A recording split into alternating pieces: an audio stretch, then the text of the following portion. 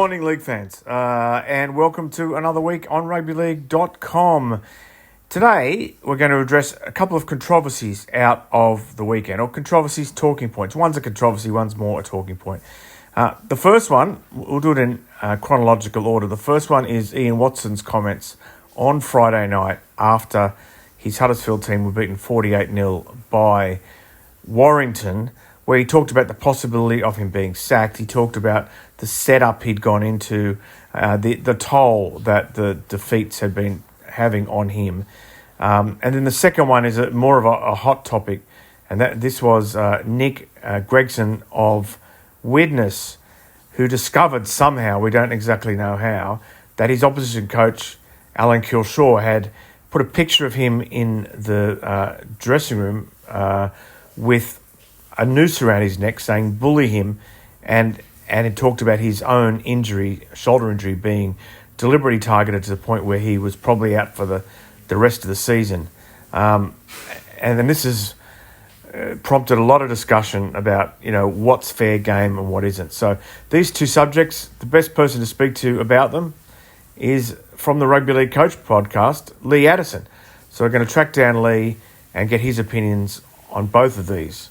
But after the break, we'll just have a listen to some raw audio from Ian Watson, and then we'll get hold of Lee. I said this week when I was talking to somebody that if that comes back, I can't control any of that. That's for other people to kind of decide on the back end of that.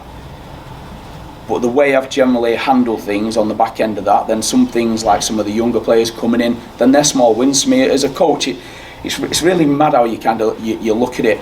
We're in the position we are. We're 1 out of 8. Yeah, Aidan McGowan's making his debut, and Jack Billington's potentially going to get on there. And they're little wins to see how they've kind of developed with the coaching you've kind of give them. And then you look at some of the other young players who you're working with, like Sam Alsall and Elliot Wallace, and they've made errors. And young players are going to make errors. Are they going to get better? Harry Rushton, Sam Hewitt, are they going to get better? Yeah, they are. But at the moment, they're not at George Williams' level, and they're going to make mistakes and they're going to make errors. But what they've got to have is a resilience to kind of work hard for each other and defend them. There's some good guys in there who are going to be good players, but does that mean that I'll get fired on the back end of it? We'll see. That's for somebody else to make a call from that. I love what I do. I'm passionate about winning. I want to win. This kills you. This when you're in this kind of position. If you're being real honest, is it stressful? Kills you. It absolutely smashes your brain in. I just think I think collectively everyone together's got to decide that actually they want to do something. I think we think sometimes that our squad's better than what it is. We had a great squad in 2022. It got pulled apart. We had to start again in 23. We lost more players on the back end of that. We had to start again this year, and we're probably starting again with younger players, but no one wants to wait, or no one wants to see things mature in 5-6 years. They all want to win now, and I'm the same. I want to win now, but it's tough unless you're signing the players at the levels of what these have got and what Wigan's got and what St Helens has got. Then yeah, it's tough, hugely. And like I say, when we're talking about thinking it's his decision to make on things like that, which way he sees the club kind of going forward from there.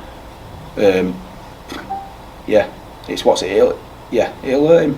It's his club.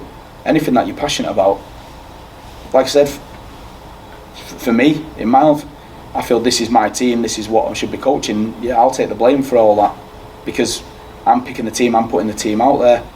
So if it's not right, it's not right. If that's to come and fall down on me, it falls down on me. But yeah, he'll be hurting. He'll be hurting like I am. Like you think all the players would be hurting. What we've just dished up there isn't nowhere near good enough. Yeah, no one cares, mate. Let's be honest, no one cares. It's just about winning. No one really cares. People can say they do. People can say welfare. I mean, you talk about coaches and being under pressure and under stress. Friggin' hell, I've been banging my head against the wall for the last 8 weeks. It's killing me that we're not winning. And you can't see the other side of it. But you keep plugging away, keep working. But you just keep getting bad and bad all the time. And people don't care. People just want to know, oh, well, if you get a win, well, everything's all good now, isn't it? But it's not always all good. It's what's it? No one cares unless you win. It turns on everybody. I've been on both sides of it. I've seen the way you're treated when you go to a grand final. I've seen the way you're being treated now. in different aspects and from different people as well. You learn a hell of a lot. And do I wish I was not involved in it? No, I don't, because I like it. I like being involved in it. I love the day-to-day being involved and coaching the players and stuff like that.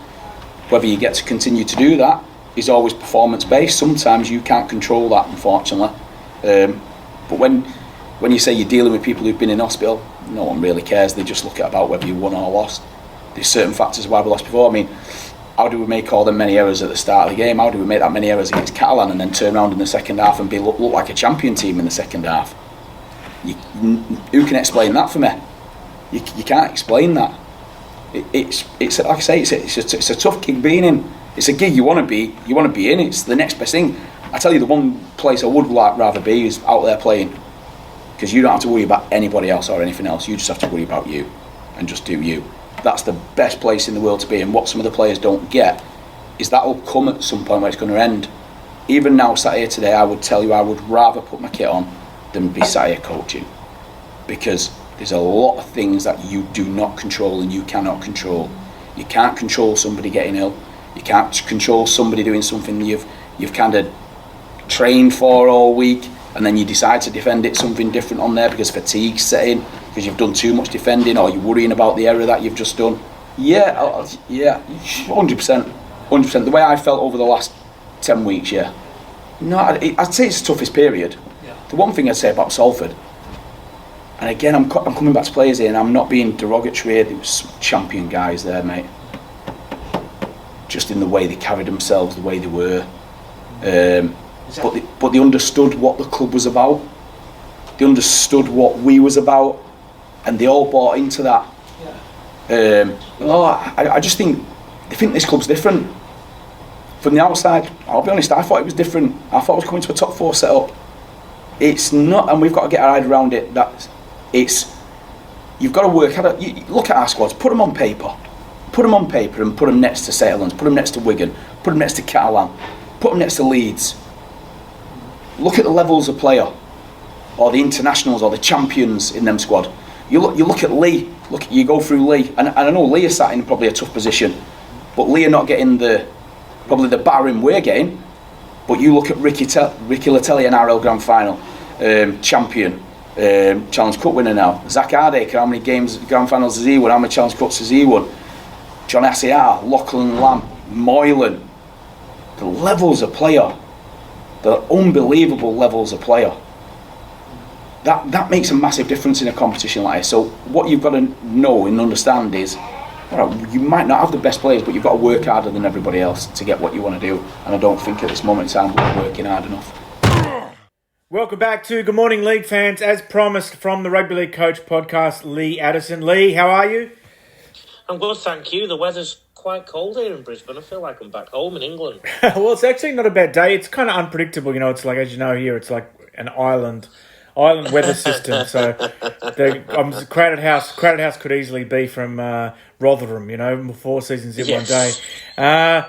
But now, 2 things. I promised you, Lee is the host of the Rugby League Coach podcast, which has been very prominent in the first couple of months of rugbyleague.com's life. And I promised that I'd call him when we moved to the new format anytime there was anything that was particularly related to coaching. And there's this morning, as we sit here on Monday evening in Australia, there are 2 things which have popped up in the Northern Hemisphere, and we're going to discuss them in 2 kind of blocks. So first, Lee, I believe you've had a chance to listen to and read what Ian Watson had to say after that 48-0 loss to Warrington on Friday night. I've always found it interesting with Ian that he's never been afraid at times to separate himself from the team in his conversations after a match. And I actually read the quotes, and then when I went and listened to the audio, it wasn't as stark as the quotes sort of in isolation. He expressed a general frustration, but he also talked about how we didn't go into. I thought we were going into a top 3 setup, et cetera, et cetera. So anyway, what were your thoughts on his comments? I think regardless of what he said or not said, or if it's been taken out of context, the reality is it has been printed in such a way that those comments have been pulled out. So the players are going to read this, or they're going to hear about it. And I don't think it's good. I don't think it's good because you can't throw your players completely and utterly under the bus. I have seen the words lack of quality being used. Now, imagine working for someone who tells you you are not up to the job, but he's still got to employ you.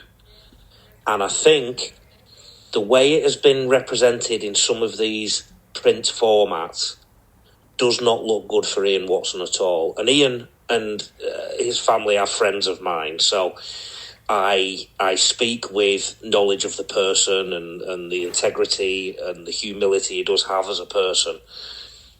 And I think he will be upset if he has been taken out of context. But it does not look good, Steve. Yeah.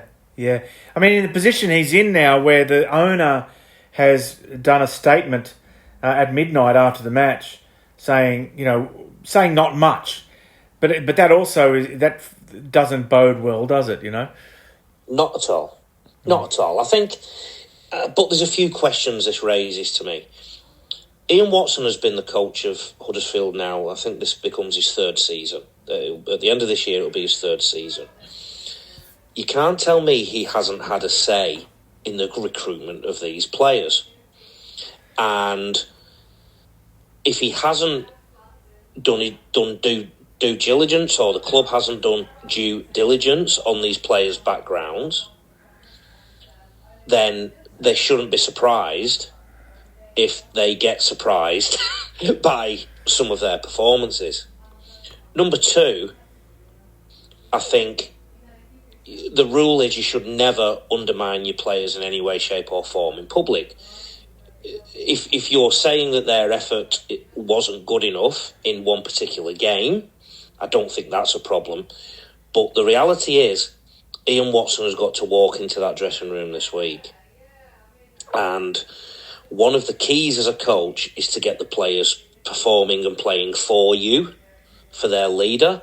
And I have no doubt that Ian Watson, if he gets the chance, has to do a heck of a lot of work to get the team playing for him again, because we can all read, I've read what's happened or what's been attributed to Ian, and I would want to tell Ian that I'm not happy with that, or I wouldn't want to play because I don't think the guy has confidence in me. So I'm stopping short of saying he's gone too far, because I'm with you in some of the audio, and I think it may have been pulled out of context a little bit, but the reality is Ian Watson's got a situation to deal with now. Either that or the club are going to relieve him of his duties. Yeah. It's been great to get your insight into this. We're going to come back after the break. We're going to talk about Nick Gregson versus Alan Kilshaw. Before we talk to Lee Addison about this Nick Gregson affair, let's just explain the bare bones of it. Swinton beat Widnes in the Championship 24-12 on Sunday. The player from Widnes, Nick Gregson, tweeted this afterwards. Well done to Swinton. They were the better team in the end today, but I just needed to post a message on here after some things I've been sent and told regarding the Swinton coach, Alan Kilshaw.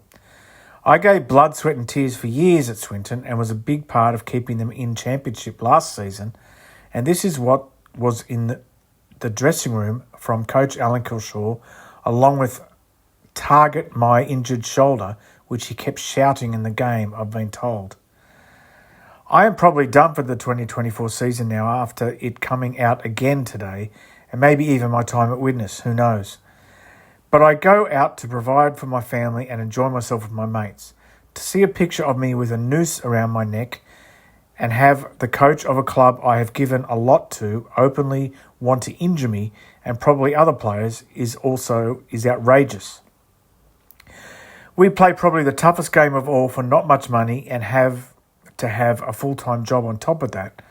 I am absolutely devastated we lost today, and also that I probably can't play again this year. But there is more to life than rugby league, and that's just not something I want any part of if that's deemed acceptable. And then it's accompanied by a picture, which appears to be on a dressing room wall. Gregson bully him, and there's a picture of like a mug shot of a publicity shot of Nick Gregson, with a noose around his neck. So here's what the clubs have had to say about it, starting with the Swinton Lions, the winners of that game on Sunday in the championship. It said, Swinton Lions RLFC is aware of serious allegations made by witness player Nick Gregson. We refute the accuracy of these allegations, and we're in contact with the RFL and our solicitors. No further comment will be made at this time. And then Gregson's current club, Witness, we'll just call up what they had to say about the whole thing. They have said, scrolling down, Witness Vikings can confirm that following information on social media tonight regarding Nick Gregson, we have made a formal complaint to the RFL, who have acknowledged it and are launching a full investigation. The club is 100% behind Nick and is offering him whatever support he needs. In view of the now ongoing investigation, the club will be making no further comment.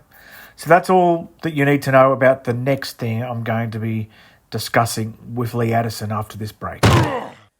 Now, that was intriguing. We just talked about Ian Watson and his comments after the defeat to Warrington. But this is even more intriguing and even more unusual, where we had the Nick Gregson of Witness somehow get hold of a photo from the dressing room wall of Swinton after Swinton beat Witness, where he was depicted with a noose around his neck and said, bully him. And in the match, he actually did suffer an injury or an aggravation of a shoulder injury that he went into the match with. And he blamed this on the fact that Alan Kilshaw deliberately targeted him and instructed the players to target him. And people on social media have been saying that the coach, and I can't verify this, and so it's just, but suggesting the coach was audibly instructing players from the sideline to target him, and he is a former player at that club. Oh. So he felt personally, hurt by this, not just physically, but personally hurt by it. And I think, sorry, Lee, I think it stands on the fault line of a couple of things. One is changing values in society and how they impact our sport, in that targeting a player with an injury is still considered, I think, acceptable. But also that kind of like, I'm a part-time player, this is my livelihood, which is a thing that we don't, in Australia perhaps, and I'd be interested to hear what you think, whether it's more win at all costs in Australia, that wouldn't come into the discussion in Australia as to whether a player was targeted.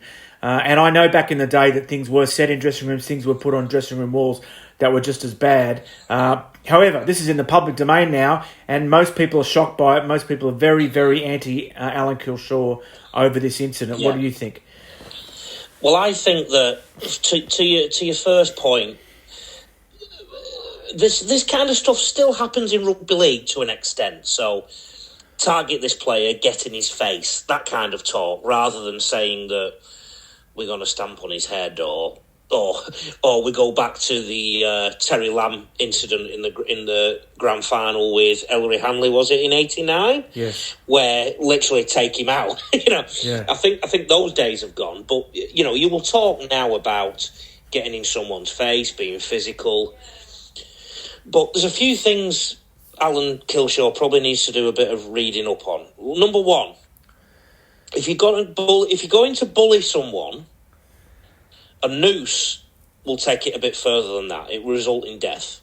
So if he wanted to come up with some kind of illustration for bullying, the noose is probably not the best one, because the noose is used to come up with death, right? So he's got that one completely wrong. Number two, the term bully him has probably gone too far as well. There's a difference between aggression and assertion. There's a difference between thuggery and playing within the rules and being aggressive. They're two different things, okay? Number three, any modern coach who does not understand that mobile phones that we all have in our pocket have the ability to take very good pictures in very good detail, and we have social media and we have WhatsApp groups that can go to wide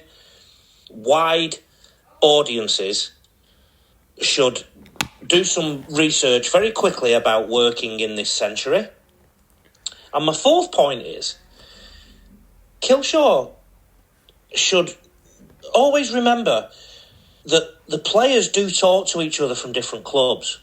As coaches, we tend to forget sometimes that players do talk in between clubs and share what they're doing in training or share what the coach is like, etc., etc. Some players will be planning what they're doing next year and they'll want to know what that Alan Kilshaw's like, for example. So they do talk to each other.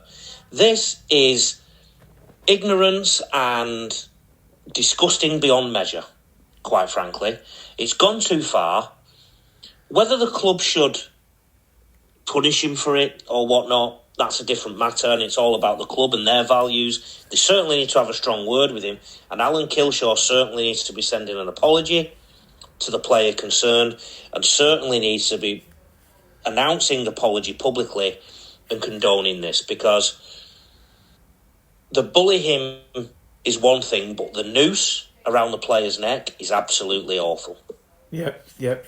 Lee, it's been great to have you on the show this morning. Tell everyone where they can find you and your show. Okay, the Rugby League Coach podcast, and if coaches and players out there want to have a look, please go to rugbyleaguecoach.com.au. But the Rugby League Coach podcast, get it through rugbyleague.com or your usual Spotify, Apples, and all those things. Or on demand at rugbyleague.com. Yeah, that's it, yeah. Thanks, Lee. Great to speak to you. That's it for Good Morning League fans for today. Thank you for joining us, trying to make this show a little bit more regular and reliable. Congratulations to Jason Riles, fellow former Port Kembla High School student who's now the head coach at Parramatta Eels. Tomorrow's episode of this show, I can't say any more. It's going to be real special. So make sure you join us 9 a.m. UK time on rugbyleague.com. Goodbye for now.